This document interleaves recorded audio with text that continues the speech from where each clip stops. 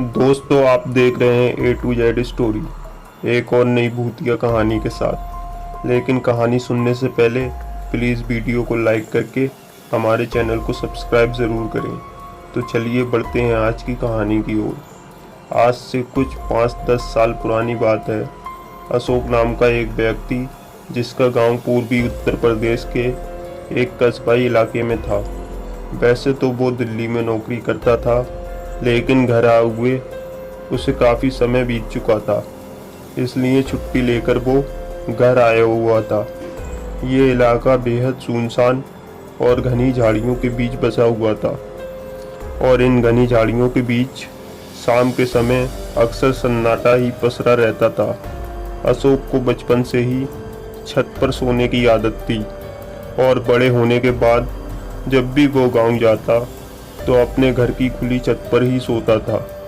लेकिन एक रात छत पर सोना ही उसके लिए महंगा साबित हुआ, क्योंकि ये वो रात थी जब उसका सामना एक ऐसे साए से हुआ जो नुकसान पहुंचाने के उद्देश्य से उसके पास तो आया, लेकिन अशोक की सूझबूझ की वजह से वो उसका कुछ भी नहीं कर सका। रात का करीब 1 बजा था कि अचानक किसी आवाज़ ने अशोक की नींद खोल दी। वो अपनी चारपाई से उठकर छत की रेलिंग के पास जाकर आसपास देखने लगा। उसे अपने घर से थोड़ी ही दूर पर किसी साए को इधर से उधर घूमते हुए देखा। छोटा सा कस्बाई इलाका था, उसे लगा शायद कोई अपने घर से बाहर आया होगा। वह वापस जाकर चारपाई पर लेट गया।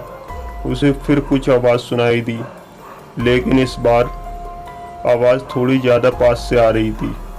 वह फिर उठा और छत से नीचे देखने लगा। उसे अपने घर के पास ही एक साया दिखाई दिया, लेकिन खौफनाक बात यह थी कि वो सिर्फ साया था, उसका शरीर नहीं था। इतने में उसे सीढ़ियों पर किसी के बहुत ही तेजी के साथ चढ़ने की आवाज़ सुनाई दी। 1 मिनट से भी कम समय में वो साया उसकी नज़रों के सामने खड़ा था। उसकी शक्ल, हाथ, पैर कुछ भी नहीं था। अगर कुछ था तो वो सिर्फ एक सफ़ेद साया, जो धीरे धीरे अशोक की तरफ बढ़ता जा रहा था।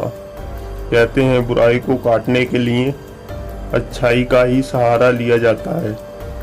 इसलिए साए से खुद को बचाने के लिए उस समय अशोक ने हनुमान चालीसा का जाप करना शुरू कर दिया।